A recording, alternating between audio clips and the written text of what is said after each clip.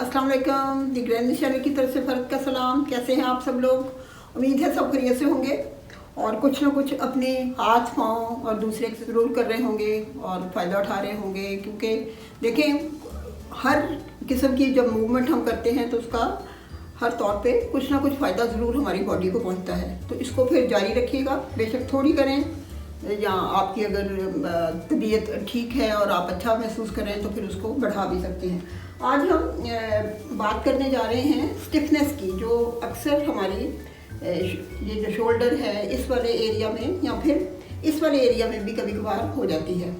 जैसे कि मुझे खुद से एक्सपीरियंस हुआ है कुछ साल पहले कि एक तो मेरा ये वाला जो था कि मुझसे कप नहीं था उठाया जाता, जैसे तो मुझे ये वाली चीज़ पकड़नी पड़ती थी। मुझे महसूस होता था कि मैं पकड़ नहीं सकती चीज़ को। उसके बाद फिर कुछ अर्से के बाद मुझे, जैसे मेरा ये वाला हाथ सिर्फ यहाँ तक जाता था, उसके बाद मैं इसको ऊपर मूव नहीं थी कर सकती, क्या पीछे की तरफ मूव नहीं थी, ले जा नहीं थी सकती।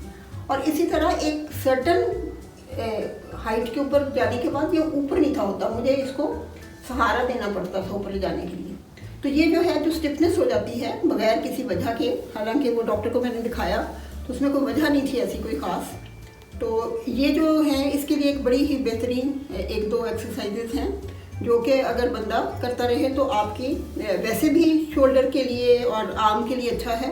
और अगर आपको स्टिफनेस महसूस हो रही है जिसमें कि सूजन नहीं होनी चाहिए और पेन नहीं होनी चाहिए, क्योंकि अगर पेन और सूजन भी हो तो फिर बेहतर होता है कि सूजन को जाने दें।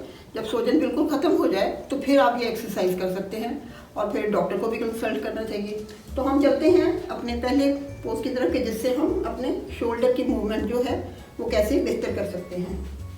कोई सा कपड़ा ले लें, कपड़ा ना भी लें, आपने मूवमेंट करनी है, लेकिन कपड़ा ले लेंगे तो चलो वो थोड़ा सा आपका हाथ रब नहीं करेगा। आपने बिल्कुल सीधा खड़ा हो जाना है बॉल के अगेंस्ट।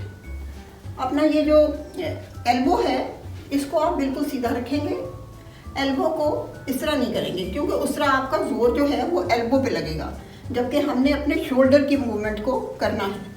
आप अगर यहाँ रख सकते हैं तो ठीक है, वरना आप नीचे भी रख सकते हैं अगर आपकी रेंज यहाँ तक है।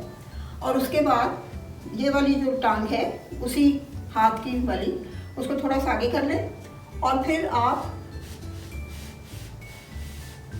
ये करते हुए इसको सीधा रखेंगे बिल्कुल।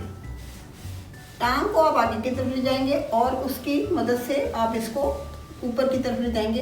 अब देखिएगा कि आपका जो शोल्डर है वो आपको उस तरह एक्टिवली नहीं लेके जाना पड़ा, यानी पैसिव है, ये किस्म की पैसिव है कि आप बॉडी के जोर से आप उसको लेके जा रहे हैं। और ये देखिए कि पूरा शोल्डर जो है वो खुल गया है। इसी तरह ये देखिए,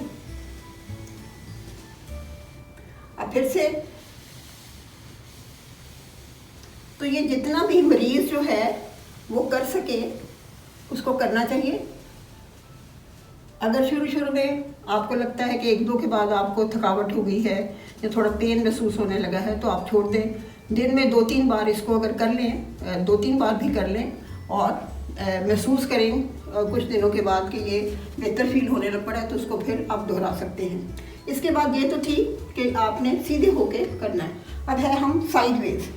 अब जब साइडवेज करते हैं, इस बाजू की हो या फिर इस बाजू की हो, तो साइडवेज ये है कि आप ऐसे खड़े हो जाएं और अपनी टांग जो है वो ऐसे कर लें और इसको साइड से ऐसे करना है।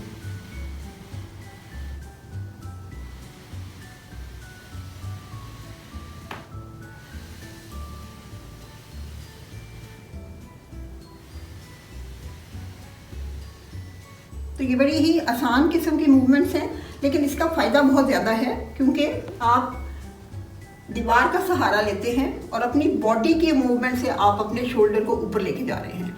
तो उससे ये है कि जो वैसे जब कई बार ये होता है कि डॉक्टर जो है वो हॉस्पिटल में आपसे करवाते हैं कि ऐसे ऐसे करके जाएं, तो उससे आप बहुत ज़्यादा थक जाते हैं क्योंकि ये बिल्कुल एक्टिव मूवमेंट है कि आप जो बाजू है उसके ज़ोर के ऊपर आप ऐसे ऐसे करके जा रहे हैं। तो कई बार ये है कि शुरू में मरीज़ को ये थोड़ा आरामदेह फील नहीं होता। तो इसमें ये है कि आप उस तरह का बहुत जल्दी आपको थकावट महसूस नहीं होगी और आपका जो आप चाहते हैं कि शोल्डर की मूवमेंट हो और पूरी तरह शोल्डर खुले, वो आप अचीव कर सकते हैं। ये तो हो गई हमारी 2 मूवमेंट। अब ये है कि ये जो हमारा बाजू है ये हम बिल्कुल पीछे की तरफ जो हमें होता है प्रॉब्लम, उसको हम कैसे फेस करते हैं। तो आइए चलते हैं उस एक्सरसाइज की तरफ। कोई सा ऐसा कपड़ा हो जो इलास्टिसिटी हो, जिसके अंदर जो कि ऐसे जब आप उसको खींचें तो वो खींचता हो, या फिर आप इलास्टिक कोई खरीद सकते हैं। तो उसको आप किसी भी हैंडल या फिर कोई भी ऐसी चीज़ हो जिससे आप सपोर्ट ले सकते हो। अब जैसे ये है,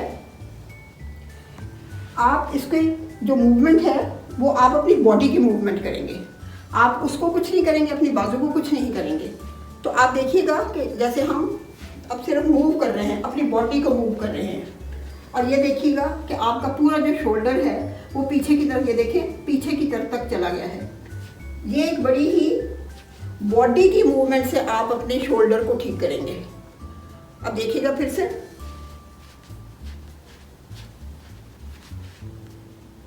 थोड़ी देर बेशक वहाँ खड़े रहें, इस बाजू को वहीं पे रखें ताकि वो थोड़ा सा वहाँ पे उस पोजीशन में रहे, और फिर से उसको उसी तरह आप वापस ले आएं। तो ये एक बड़ी ही अच्छी मूवमेंट है जो कि इसके ज़रिए से आप कर सकते हैं। और इसी तरह जैसे कि हम पीछे की तरफ जाते हैं, आप सीधी भी चल सकते हैं ताकि दोनों तरफ आपकी जो मूवमेंट है वो शोल्डर की जो है वो हो सके। तो ये चूँकि मेरे साथ भी मैं एक्सपीरियंस कर चुकी हूँ अपना, ये शोल्डर का जो स्टिफनेस हो जाती है और आपको महसूस होता है कि आप काम नहीं कर सकते, या कोई चीज़ उठाने में आपको झिझक क्या महसूस होनी, आप वाकई ही नहीं उठा सकते, आपका ये काम नहीं कर रहा होता। तो मैं तो कुछ महीने मैंने सफ़र किया इससे, लेकिन फिर एक्सरसाइज वगैरह, ये वॉल एक्सरसाइज से बहुत बेहतरी आती है। अब तो देखें कि मैं हर तरह की मूवमेंट कर सकती हूँ, तो ये ज़रूर कीजिएगा। तो आज का हमारा यही टॉपिक था कि अगर आपके बाजुओं में स्टिफनेस हो जाए इस वाले एरिया में या इस वाले एरिया में भी हो जाए, तो ये वाली जो एक्सरसाइजेज हैं ये बहुत अच्छी हैं। और सोजन के दरमियान में, जब आपकी वो के जिस बीच में सोजन भी है, तो उस वक्त ये एक्सरसाइजेज बिल्कुल नहीं करनी। जब महसूस हो कि सोजन नहीं है और पेनफुल नहीं है उस तरह का, तो फिर ये वाली एक्सरसाइज कारआमद है और इसको ज़रूर कीजिएगा और इससे फ़ायदा उठाइएगा। Thanks for watching. खुदा हाफिज़।